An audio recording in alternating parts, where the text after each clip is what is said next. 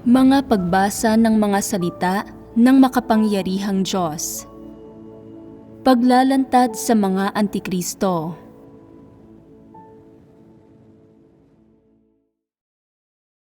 Ika-6 na Excursus. Pagbubuod sa karakter ng mga Antikristo at sa kanilang disposisyong diwa. Ikatlong bahagi. G. Pagkakaila, pagkondena, panghuhusga, at paglapastangan. Sunod, magbahaginan tayo tungkol sa mga termino ng pagkakaila, pagkondena, panghuhusga, at paglapastangan. Dahil puno ng mga pagdududa tungkol sa Diyos, walang ipinapakitang interes ang mga Antikristo sa anumang katotohanang ipinahayag ng Diyos. Puno ng pagtutol at pagkamuhi ang puso nila at hindi nila kailanman kinikilala na si Kristo ang katotohanan, lalong hindi sila nagpapakita ng anumang pagpapasakop. Dahil madalas nilang pinagdududahan at pinaghihinalaan ang Diyos sa puso nila, madalas silang bumubuo ng mga kuro-kuro at iba't ibang ideya tungkol sa mga kilos ng Diyos. Nagsusuri sila palagi at nang di namamalayan, iniisip nila, talaga bang umiiral ang Diyos? Ano ang ibig niyang sabihin sa sinasabi niya? Kung susuriin ang mga ito mula sa mga pananaw ng kaalaman at doktrina, paano dapat unawain ang mga salitang ito? Ano ang ibig sabihin ng Diyos sa pagsasabi ng mga bagay na ito? Ano ang ibig niyang sabihin sa paggamit ng terminong ito? Kanino niya ito sinasabi? Nagsasaliksik sila ng nagsasaliksik, at matapos ang maraming taon ng gayong pag-iimbestiga, hindi pa rin nila makita ang pinakamahalagang katotohanan sa mga salitang ipinapahayag ng Diyos at sa gawaing ginagawa niya, na ang Diyos ang katotohanan, ang buhay, at ang daan. Hindi nila maunawaan o makita ito. Kapag sinasabi ng mga tao na lahat ng salita ng Diyos ay ang katotohanan, nagninilay-nilay ang mga Antikristo at iniisip nila, lahat ng salita niya ay ang katotohanan? Hindi ba't mga ordinaryong salita lang ang mga ito? Mga pangkaraniwang pahayag lang? Walang malalim tungkol sa mga ito. Kapag tinitingnan nila ang gawain ng Diyos, iniisip nila, hindi ko nakikita ang aura ng Diyos mula sa ginagawa niya sa iglesia o sa mga taong hinirang niya. Sinasabi nilang may kataas-taasang kapangyarihan sa lahat ang Diyos, pero hindi ko ito nakikita. Kahit gumamit ako ng magnifying glass o ng teleskopyong pang-astronomiya, hindi ko makita ang anyo ng Diyos. At kahit paano ako tumingin, hindi ko matuklasan ang mga gawa niya. Kaya, sa ngayon ay hindi ko kayang kumpirmahin ng 100% kung talagang umiiral ang Diyos. Pero kung sasabihin kong hindi umiiral ang Diyos, narinig ko ang tungkol sa pag-iral ng ilang kakatwa at paranormal na bagay sa mundo. Kaya kung gayon, dapat na umiiral ang Diyos. Pero ano ba ang aktwal na hitsura ng Diyos? Paano kumikilos ang Diyos? Hindi ko alam. Ang pinakasimpleng paraan ay ang tingnan kung ano ang ginagawa at sinasabi ng Diyos sa mga sumusunod sa Kanya. Sa pamamagitan ng pagmamasid, nakikita nila na madalas na pinupungusan ng sambahayan ng Diyos ang mga tao. Madalas nitong iniaangat at tinatanggal ang mga tao at madalas na nakikipagbahaginan, nakikipagtalakayan, nakikipag-usap at iba pa sa mga tao tungkol sa iba't ibang tungkulin at tungkol sa gawaing kaugnay ng iba't ibang propesyon. Iniisip nila, hindi ba't lahat ito ay mga bagay na ginagawa ng mga tao? Walang sobrenatural sa mga ito. Napaka-normal ng lahat ng ito at hindi ko makita o maramdaman kung paano gumagawa ang Espiritu ng Diyos. Kung hindi ko ito maramdaman, hindi ba't masasabi na hindi umiiral ang gawain ng banal na Espiritu? Hindi ba't imahinasyon lang ang lahat ng ito sa kamalayan at isipan ng mga tao? Kung hindi umiiral ang gawain ng banal na Espiritu, umiiral ba talaga ang Espiritu ng Diyos? Mukhang questionable rin iyon. Kung hindi umiiral ang Espiritu ng Diyos, umiiral ba talaga ang Diyos? Mahirap sabihin. Pagkatapos ng 5 taon ng karanasan, hindi pa rin nila ito nakukumpirma at pagkatapos ng 10 o kahit pa 15 taon ng karanasan, hindi pa rin nila kaya. Anong uri ng mga tao ang mga ito? Nabunyag na sila. Sila ay mga hindi mananampalataya. Patambay-tambay lang sa sambahayan ng Diyos ang mga hindi mananampalatayang ito. Sumasabay lang sa agos. Kung nangangaral ng ebanghelyo ang iba, ginagawa rin nila ito. Kung gumagawa ng mga tungkulin ang iba, gayon din ang ginagawa nila. Kung nagkaroon sila ng pagkakataong maiangat, iniisip nilang pwede silang magkaroon ng opisyal na posisyon sa sambahayan ng Diyos. At alang-alang sa katayuan, kaya nilang gumugol ng kaunting pagsisikap. Kasabay nito, kaya rin nilang walang pakundangang gumawa ng mga maling gawa na nagdudulot ng mga pagkagambala at kaguluhan. Kung sila ay mga ordinaryong miyembro ng iglesia na walang anumang katayuan, makakahanap sila ng mga paraan para i-shortcut ang gawain, gumagawa ng ilang gawain para magpakitang tao. Ito ang ibig sabihin ng patambay-tambay. Bakit ko sinasabing patambay-tambay? Sa puso nila, nagkikimkim sila ng mga pagdududa at pagkakaila sa Diyos. Nagpapanatili ng saloobin ng pagkakaila sa pag-iral at diwa ng Diyos na nagbubunsod sa kanila na gawin ang mga tungkulin nila sa sambahayan ng Diyos ng may pag-aatubili. Hindi sila nakakaarok at palagi nilang iniisip, ano ang silbi ng paggawa ng tungkulin ko at pagsunod sa Diyos sa ganitong paraan? Hindi ako kumikita ng pera sa isang trabaho o namumuhay ng normal. Inaalay pa ng ilang kabataan ang buong buhay nila sa paggugol ng sarili nila para sa Diyos. Pero ano ang makakamit nila? Kaya, magmamasid muna ako. Kung talagang matutuklasan ko ang katunayan tungkol sa mga bagay-bagay at makikita ko ang pag-asa ng pagtanggap ng mga pagpapala, hindi mawawalan ng saysay ang pagsisikap at paggugol ng sarili ko. Kung hindi ko matatanggap ang tumpak na mga salita ng Diyos o matutuklasan ang katunayan tungkol sa mga bagay-bagay, kung gayon, ay hindi kawalan ang pagiging patambay-tambay. Dahil kung tutuusin, hindi ako mapapagod at hindi masyadong marami ang ibibigay ko. Hindi ba't pagiging patambay-tambay lang ito? Hindi bukal sa loob nila ang anumang ginagawa nila. Hindi nila kayang magpatuloy o maging mahusay sa anumang bagay. at hindi nila kayang tunay na magbayad ng halaga.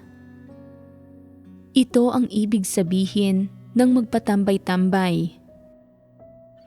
Kahit na patambay-tambay sila, ang isipan nila ay hindi tumitigil sa pag-iisip. Napakaabala nito. Puno sila ng mga kuro-kuro at ideya tungkol sa maraming bagay na ginagawa ng Diyos at para sa maraming bagay na hindi umaayon sa sarili nilang mga kuro-kuro. Sinusuri nila ang mga ito sa puso nila gamit ang kaalaman, mga batas, moralidad ng lipunan, tradisyonal na kultura, at iba pa. Sa kabila ng lahat ng pagsusuri nila, hindi lang sila nabibigong makita ang katotohanan sa pamamagitan ng pagsusuri nila o paghahanap ng mga prinsipyo ng pagsasagawa sa katotohanan. Sa halip, ay nauuwi pa sila sa pagbubuo ng lahat ng uri ng pagkondena, panghuhusga, at maging paglapastangan laban sa Diyos at sa kanyang gawain. Ano ang unang hinuhusgahan ng mga antikristo? Sinasabi nila, ang gawain ng sambahayan ng Diyos ay pawang pinagpapasyahan ng mga tao. Lahat ito ay ginagawa ng mga tao.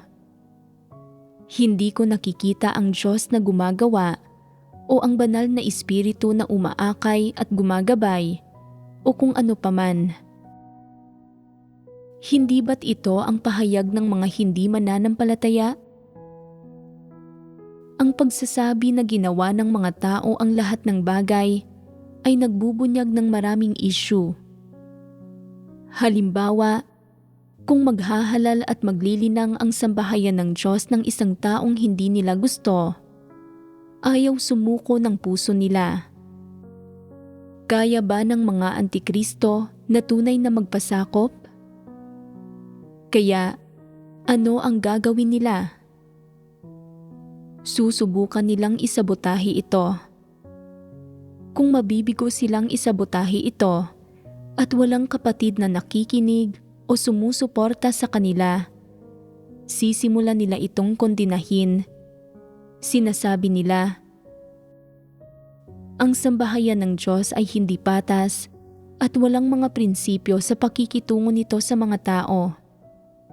Maraming maliliksing kabayo, pero iilan lang ang nakakakilala sa mga ito. Ano ang ibig sabihin nito? Ipinahihiwatig nito na maliliksing kabayo ang mga ito, pero sa kasamaang palad, walang nakakakilala sa mga ito sa sambahayan ng Diyos. Matapos kondinahin ang usaping ito na ginawa ng sambahayan ng Diyos na hindi umaayon sa mga kuro-kuro nila, magsisimula silang magpakalat ng mga bagay-bagay tulad ng walang batayang mga tsismis, kuro-kuro, at pagkanegatibo. Siyempre, magiging malupit ang lahat ng salita nila. Baka sabihin pa ng ilan, ang mga taong ito ay edukado, may hitsura, elegante ang pananamit, at mula sa lungsod. Kami ay mga probinsyano, may kaunti kaming talento, pero hindi namin kayang ipahayag ang sarili namin o hindi namin kayang makipag-usap sa ang itaas. Hindi madali para sa amin na maiangat. Ang mga naiaangat sa sambahayan ng Diyos ay pawang magaling magsalita, mahusay sa pambobola, at may mga diskarte. Sa kabilang banda, hindi ako magaling o mahusay magsalita at walang silbi ang pagkakaroon lang ng mga panloob na talento.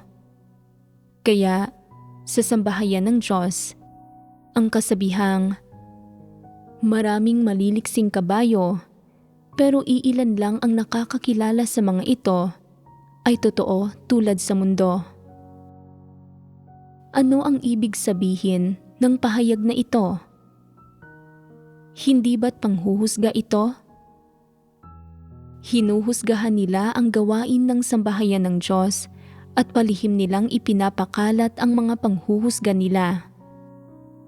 Sa kanilang pamamaraan sa Diyos, sa Kanyang gawain, sa Kanyang mga pahayag, sa Kanyang mga salita, sa Kanyang disposisyon, at sa Kanyang iba't ibang paraan ng paggawa, gumagamit ang mga antikristo ng kaalaman at filosofiya para suriin, saliksikin, at pangatwiranan ang mga ito.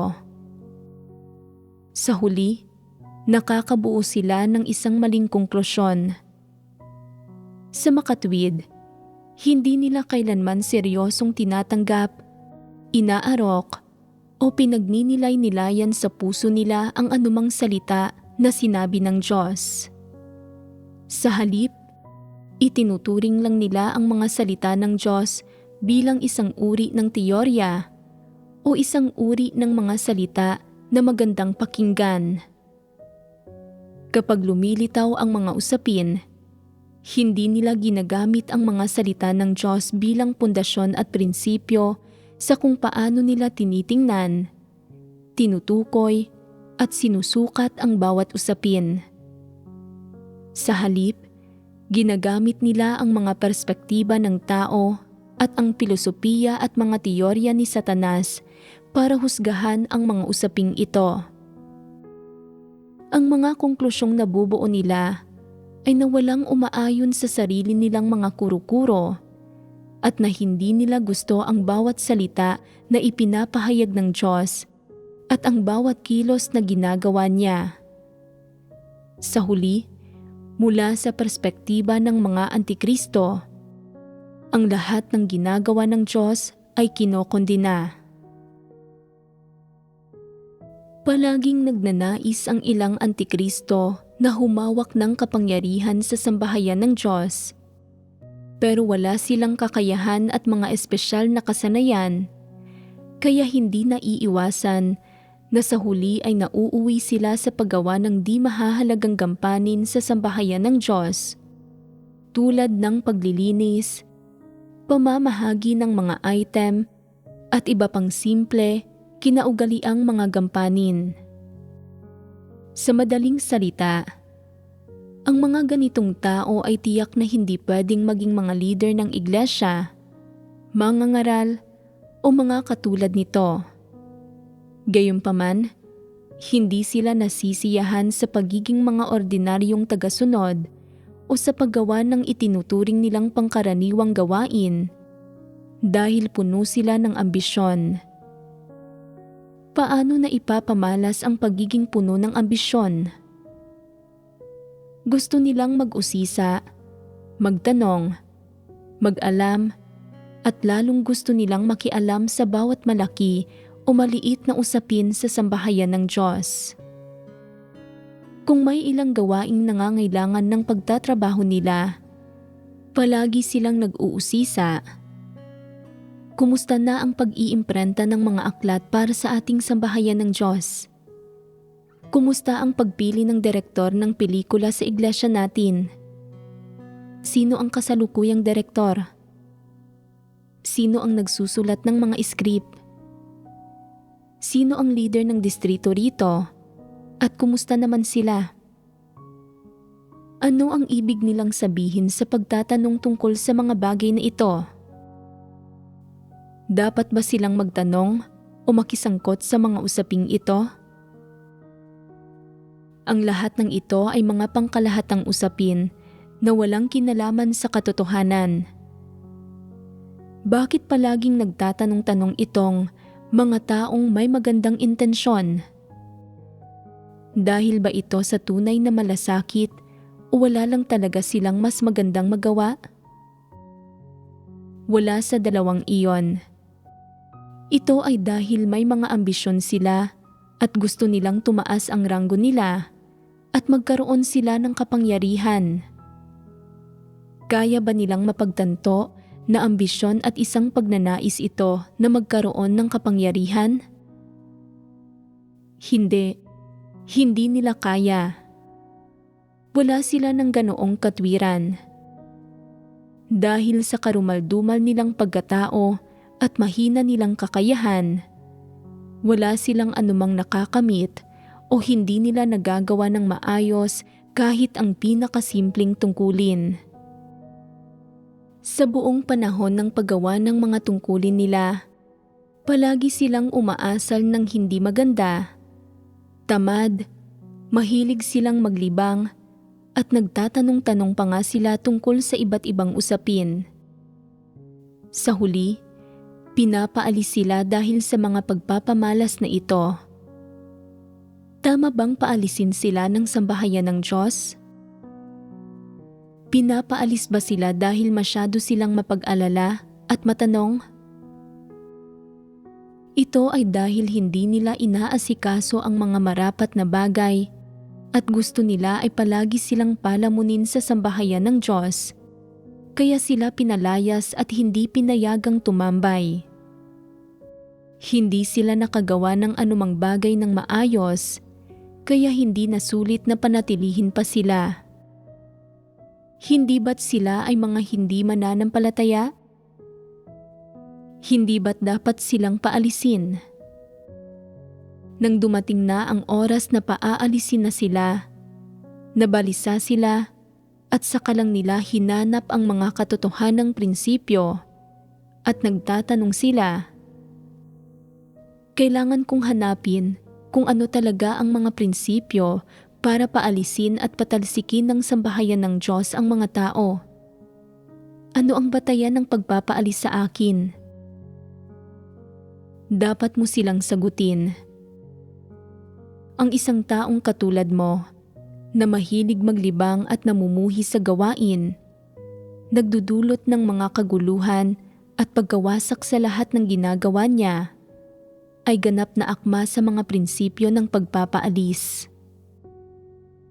Hindi ba tila labis na katawa-tawa na hanapin nila ang mga prinsipyo ng pagpapaalis sa mga tao, pagkatapos nilang gumawa ng napakaraming masamang bagay nang hindi nauunawaan kung anong uri sila ng tao? Ang ilan sa mga taong ganito ay napaalis na, habang ang iba naman ay ipinadala sa mga ordinaryong iglesia. Hindi sila angkop sa paggampan ng mga tungkulin sa sambahayan ng Diyos at wala sila ng mga kondisyon para gampanan ang mga tungkulin nila. Kaya bang mapagtanto ng mga ganitong uri ng individual na naaayon sa katotohanan ang ginawa ng Diyos? Mangangahas akong sabihin na hindi ito kailanman mapagtatanto ng mga antikristo dahil sila ay mga hindi mananampalataya at kinokondina at hinuhusgahan nila ang anumang positibong bagay na umaayon sa katotohanan. Ang antikristo na palaging sabik na magtanong-tanong, puno ng ambisyon at palaging naghahangad na umangat, habang walang anumang sinseridad at katapatan sa paggampan ng sarili niyang mga tungkulin, ay umuupo sa lupa at pumapalahaw ng malakas kapag pinapalayas siya. Sinasabi niya, "Walang nakakaunawa sa puso kong may magandang layunin, sa sinseridad at katapatan ko. Bakit ako pinapalayas? Inagrabyado ako at ayaw ko." Walang nag-aalala ng ganito para sa Diyos at walang kasing tapat ko sa sambahayan ng Diyos. Ang dakilang kasigasigan at dakilang kabaitan ko ay itinuturing na may masamang hangarin.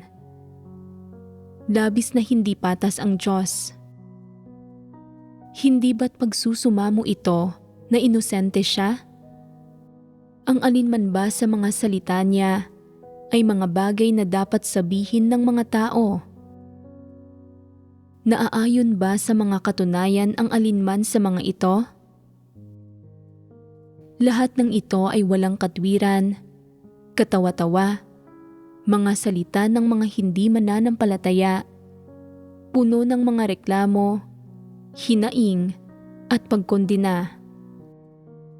Ito ang pagkakabunyag niya.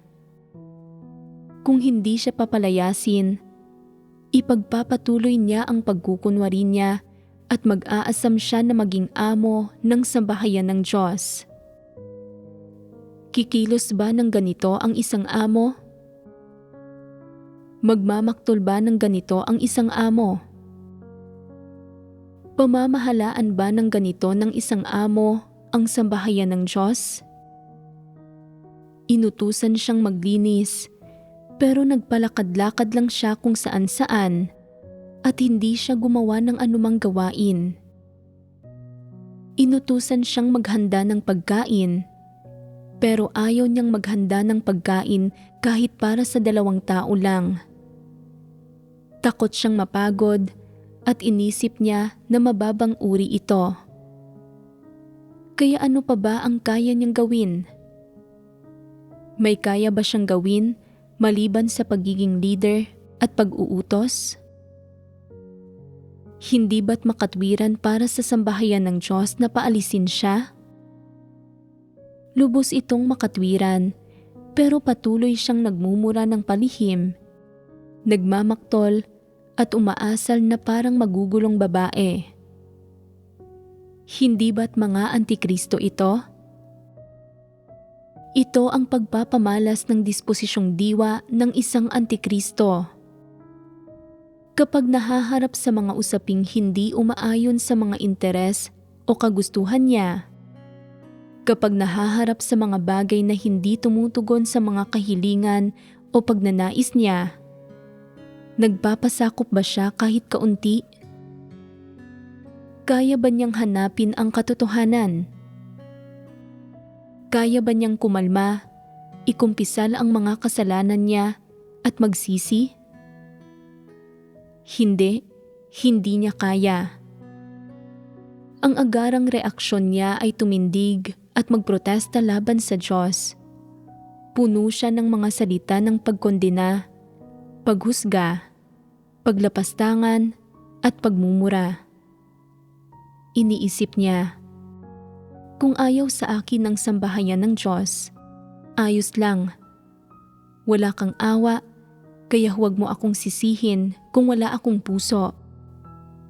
Sige, magkasubukan na tayo at tingnan natin kung sino ang mas walang awa. Isa ba itong pagpapamalas ng paghahanap sa katotohanan? Isa ba itong pagpapamalas na dapat tinataglay ng isang normal na nilikha? Kung gayon, anong uri ng pagpapamalas ito? Paano dapat tratuhin ng mga tunay na nananampalataya at sumusunod sa Diyos ang Diyos? Dapat silang tunay at walang kondisyong magpasakop sa Diyos. Tanging ang mga kaaway ng Diyos, si Satanas at ang mga dyablo, ang magkakaila, magkokondina, manghuhusga, maglalapastangan at magmumura sa Diyos. Umaabot pa sa punto ng pagpoprotesta at pangungontra sa Kanya.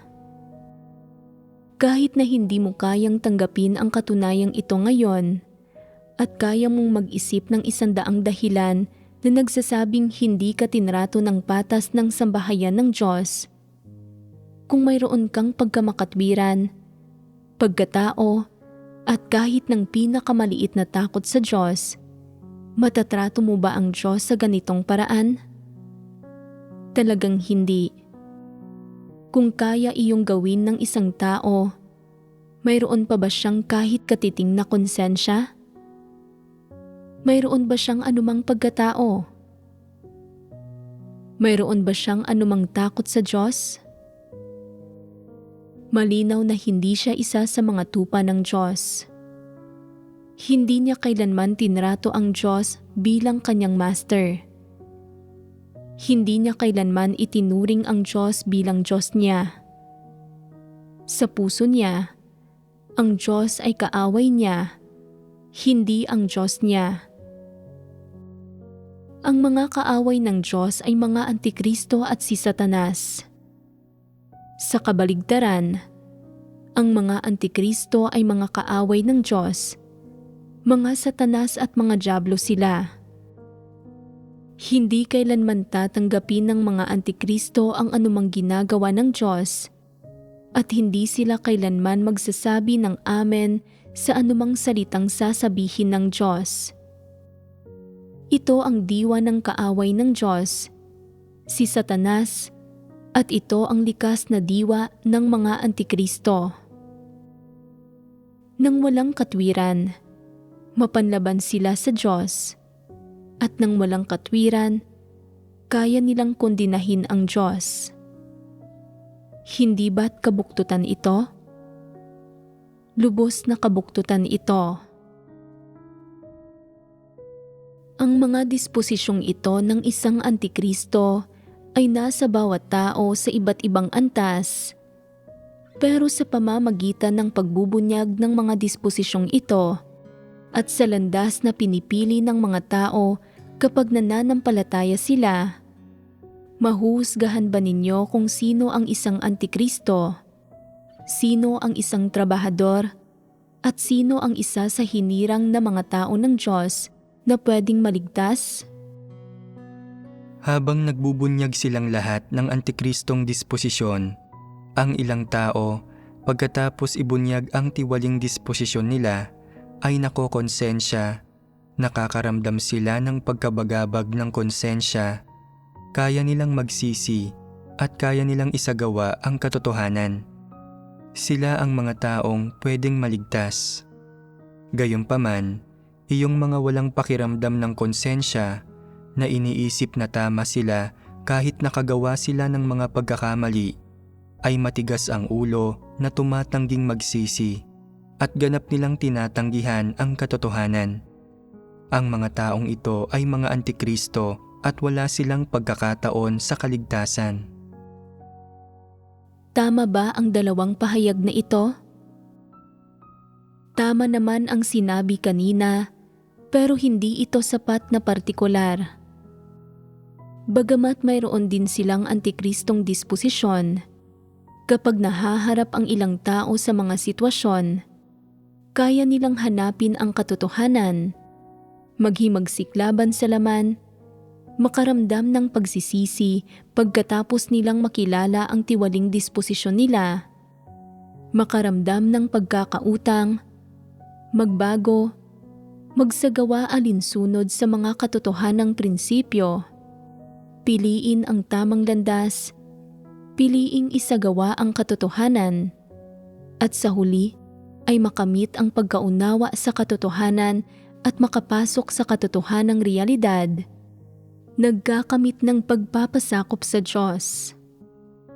Ang mga gayong tao ay pwedeng maligtas at sila ang hinirang na mga tao ng Diyos. May isa pang uri ng tao na alam na mayroon siyang disposisyon ng isang antikristo, pero hindi niya sinusuri ang sarili niya kapag nahaharap siya sa mga sitwasyon. Kapag natutuklasan niyang may nagawa siyang mali, wala siyang anumang tunay na pag-unawa, hindi siya makabuo ng matinding damdamin ng pagkakautang sa loob niya. Wala siyang kakayahang magsisi o magbago at naguguluhan siya tungkol sa katotohanan at kaligtasan. Sa sambahayan ng Diyos, handa at bukas loob siyang magtrabaho. Kaya niyang gawin anuman ang iutos sa kanya, pero hindi niya ito siniseryoso. Kung minsan, pwedeng nakapagdudulot siya ng mga pagkagambala at kaguluhan, pero hindi siya masamang tao. Kaya niyang tanggapin ang pagpupungos, pero hindi niya kailanman maagap na hinahanap ang katotohanan kapag gumagawa ng mga bagay-bagay o sinusunod ang mga katotohanang prinsipyo kapag pinapangasiwaan ang mga usapin. Wala siyang ipinapakitang interes sa pagkain at pag-inom ng mga salita ng Diyos at sa katotohanan. Bagamat kaya niyang maglaan ng pagsisikap sa mga tungkulin niya ng katanggap-tanggap, wala siyang sigla pagdating sa paghahangad sa katotohanan at wala siyang interes na gawin ito. Hindi siya nagpapakita ng anumang katapatan sa paggampan ng tungkulin niya. Medyo ipinapakita niya ang kaunting kahandaan at sinseridad. Kaya niyang malaman ang iba't ibang tiwaling disposisyon, pero hindi niya kailanman pinagninilayan ang sarili niya kapag nahaharap sa mga sitwasyon, at hindi niya hinahangad na maging isang taong nakakaunawa at nakapagsasagawa sa katotohanan. Ito ang mga trabahador. Ang huling kategorya ay binubuo ng mga antikristo. Mga kaaway sila ng Diyos, ng katotohanan at ng mga positibong bagay. Puno ang puso nila ng kabuktutan, pagpoprotesta laban sa Diyos, pagkontra sa Diyos, at pagkondena, panghuhusga, at paglapastangan laban sa katarungan, sa mga positibong bagay at sa katotohanan. Hindi sila naniniwala sa pag-iral ng Diyos, sa kanyang kataas-taasang kapangyarihan sa lahat ng bagay, at lalong ayaw nilang hayaang magkaroon ng kataas-taasang kapangyarihan ang Diyos sa kapalaran ng sangkatauhan. Hindi nila kailanman nauunawaan ang sarili nila, at gaano man karami ang mga pagkakamali o pagsalangsang na ginagawa nila, hindi nila kailanman inaamin ang mga ito. Hindi sila kailanman nagsisisi o nagbabago. Wala silang anumang pagsisisi sa puso nila at ganap nilang tinatanggihan ang katotohanan. Mga antikristo ang mga ito. Ang pagsusuri kung ang isang tao ay may saloobin ng pagtanggap sa katotohanan ay karaniwang tumpak sa pagtukoy kung anong kategorya sila ng tao. Saang kategorya kayo nabibilang? Kabilang ba kayo sa hinirang na mga tao ng Diyos na pwedeng maligtas? O isa ba kayong antikristo o trabahador? Nagtatransisyon ba kayo patungo sa unang kategorya o hindi ba kayo kabilang sa alinman sa mga kategoryang ito?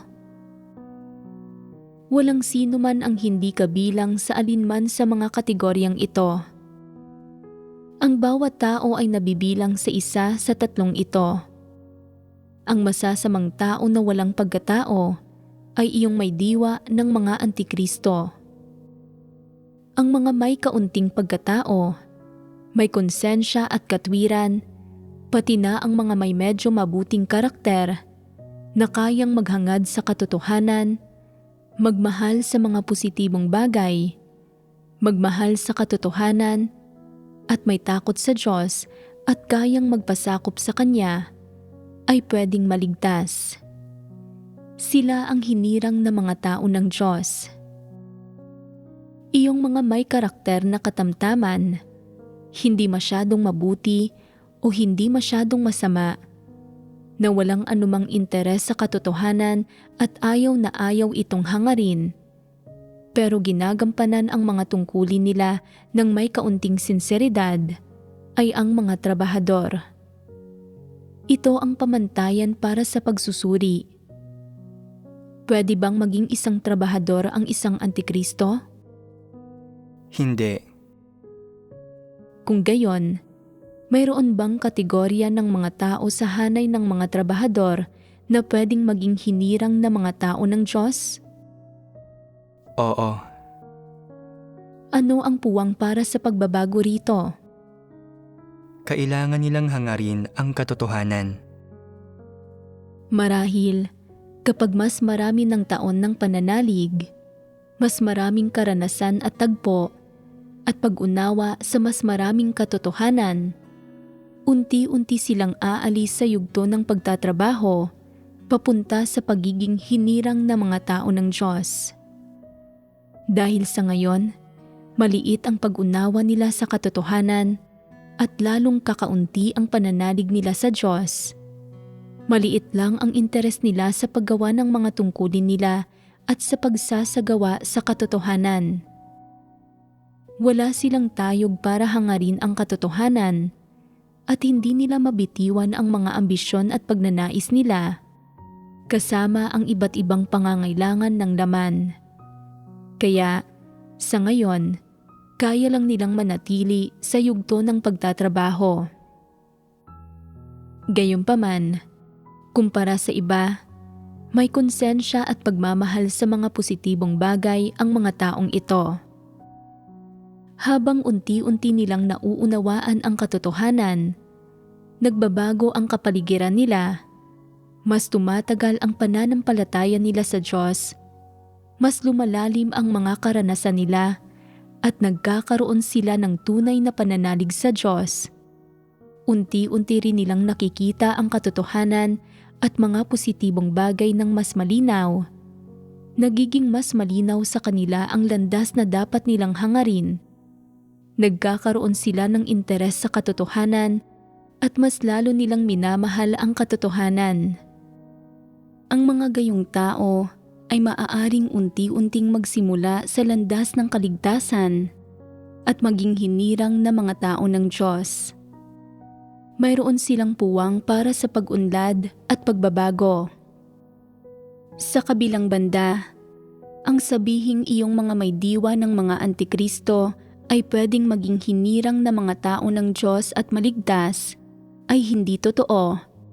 Dahil ang diwa ng mga antikristo ay iyong sa mga dyablo at mga kaaway ng Diyos.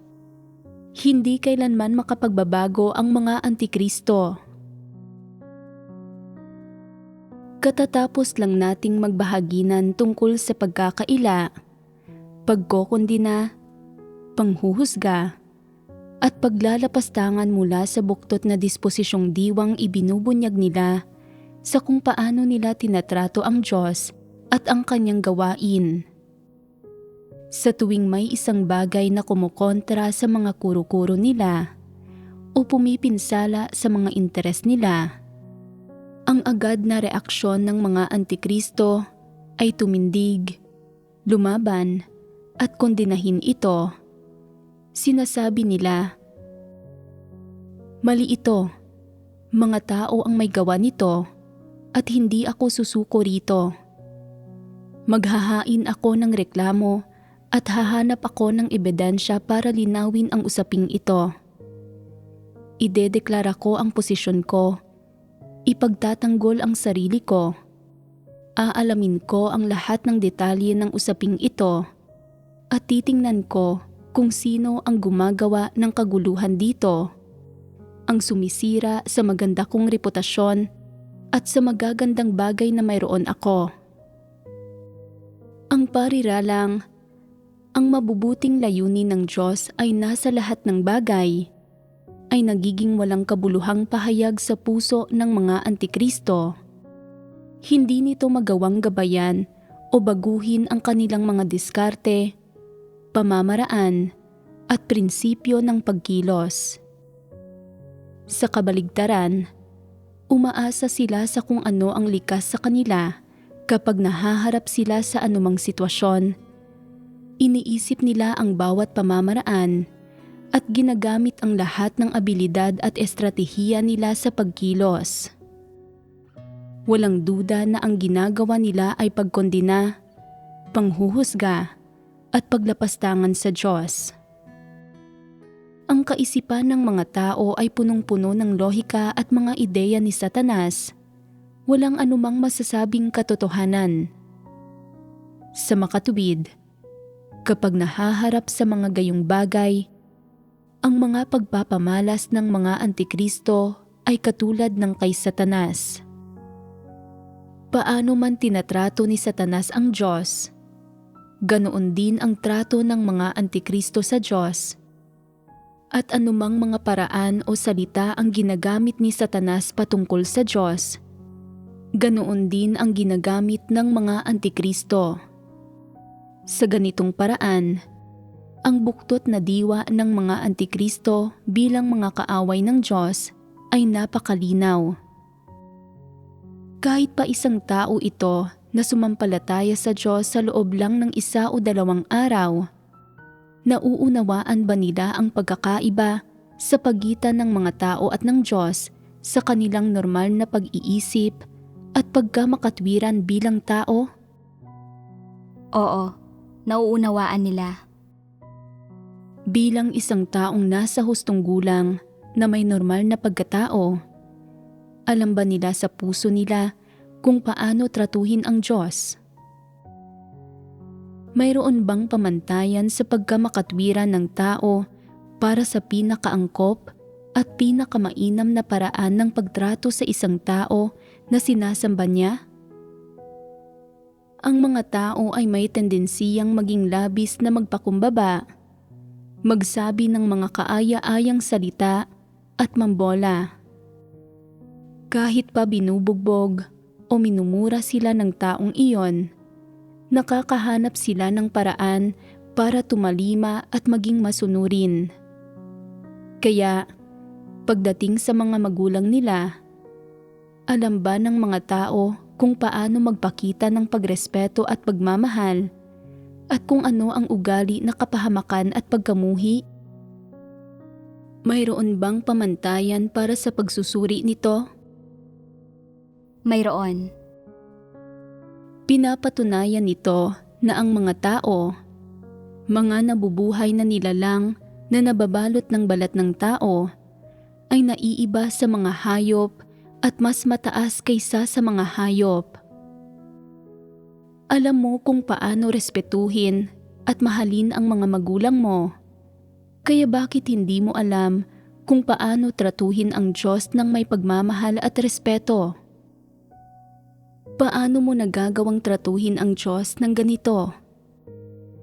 Ang kaswal na pagkondena at panghuhusga, ang pangangahas na kaswal na lumapastangan at magmura, iyon ba ang ginagawa ng mga normal na tao?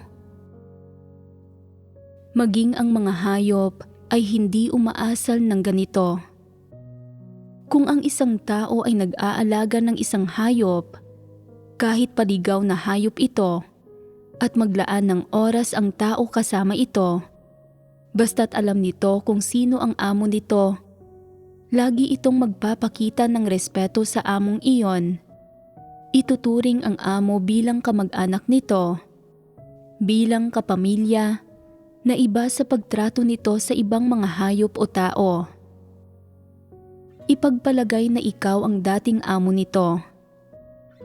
Pagkatapos nitong mapunta sa 2 o 3 ibang tahanan, kapag muli kayong nagtagpo, kailangan lang nitong maamoy ang amoy mo at agad itong magiging malambing sa iyo. Kahit na isa itong mabangis na hayop, hindi ka nito kakainin. Likas ang kabangisan nito, nagmumula sa paglikha at paunang pagtatakda ng Diyos. Isa itong survival instinct na ibinigay ng Diyos dito, hindi isang malupit o buktot na disposisyon. Iba ito sa kasamaan ng mga antikristo. May 2 tao na umampon ng isang batang leyon. Habang lumalaki ang leyon, naging mahirap tustusan ang dieta nito na halos puro karne.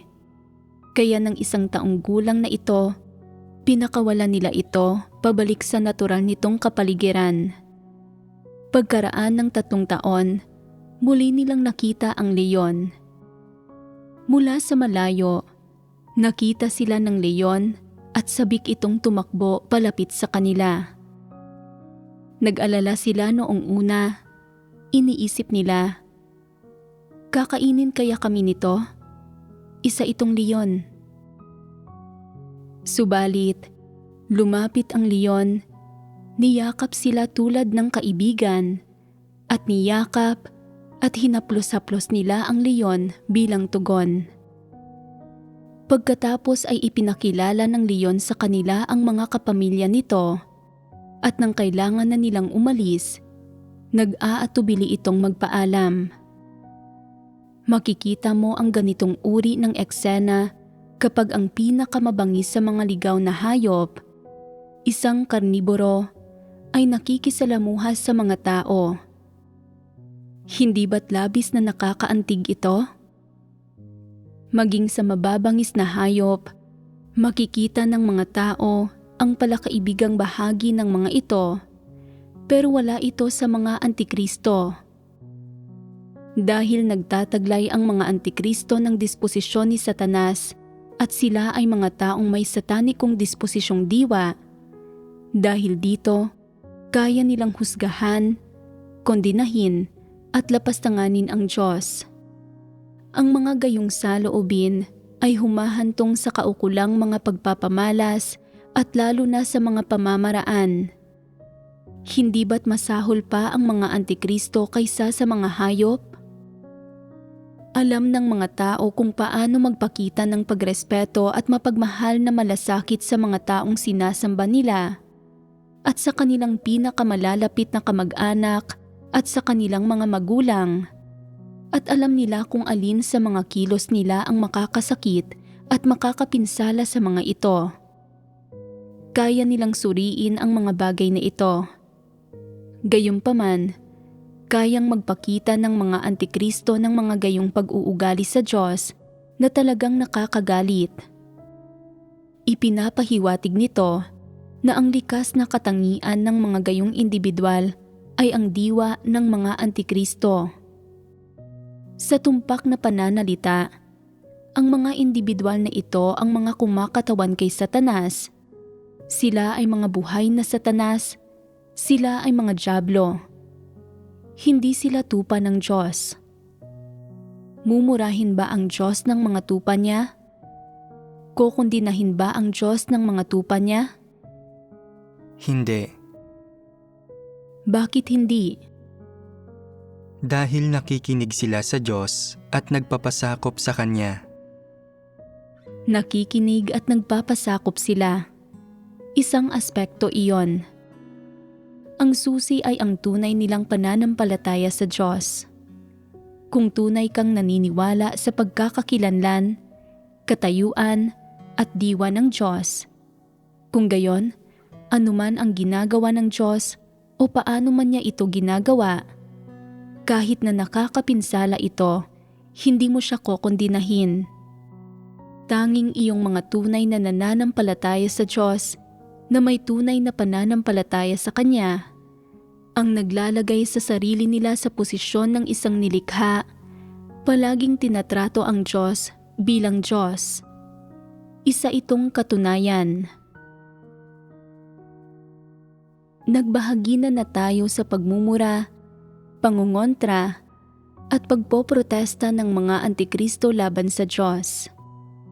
Ang ilan ay hayagan siyang kinokontra, nagtatatag ng mga paksyon, bumubuo ng mga alyansa at lumilikha ng mga nagsasariling kaharian. Ang iba ay palihim siyang minumura sa pribado, ang ilan ay minumura siya sa puso nila, at kumukontra at nagpoprotesta laban sa kanya sa puso nila. Hayagan o palihiman nilang minumura ang Diyos, mga antikristo silang lahat.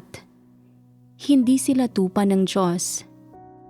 Sila ay kauri ni Satanas at walang dudang hindi sila mga normal na tao o mga nilikhang pasok sa pamantayan. Kapag ang karamihan ng tao ay nahaharap sa mga sitwasyon na hindi naaayon sa sarili nilang mga kuro-kuro o nakakaranas ng paghatol at pagkastigo ng Diyos, nakakaramdam lang sila ng lungkot, pagkalito, at hindi nila ito matanggap. Sila ay nagpapahayag ng mga hinaing o nagpapakita ng pagkamatigas ng kalooban. Maaari pa nga silang maging negatibo o magpakatamad, pero hindi sila umaabot sa puntong kumukontra at nagpoprotesta sila. Sa paglipas ng panahon, sa pamamagitan ng panalangin, sa pagbabasa ng mga salita ng Diyos, sa tulong ng mga kapatid at sa kaliwanagan, paggabay at pagdidisiplina ng banal na espiritu, magagawa nilang unti-unting magbago. Ito ang pagpapamalas ng mga ordinaryong tiwaling tao kapag may mga bagay na nangyayari sa kanila. Sa kabilang banda, ang mga antikristo ay walang mga ganitong positibong pagpapamalas at hindi nila babaguhin ang landas nila. Kung hindi naaayon sa mga pagnanais nila ang isang sitwasyon, nagmumura sila. Kung hindi pa rin naaayon sa mga pagnanais nila ang susunod na sitwasyon, nagmumura din sila. Ang pagmumura ay kasabay ng pagkontra at pagpoprotesta. Sinasabi pa nga ng ilang antikristo, kung hindi maliligtas ang mga taong katulad ko, sino pa kaya ang maliligtas? Hindi ba't pagpoprotesta ito? Hindi ba't pagkontra ito? Pagkontra ito. Wala silang bakas ng pagpapasakop at nangangahas silang magprotesta at kumontra sa Diyos. Mga satanas ang mga ito. Tapusin na natin dito ang pagbabahaginan tungkol sa iba't ibang pagpapamalas ng isang buktot na disposisyon.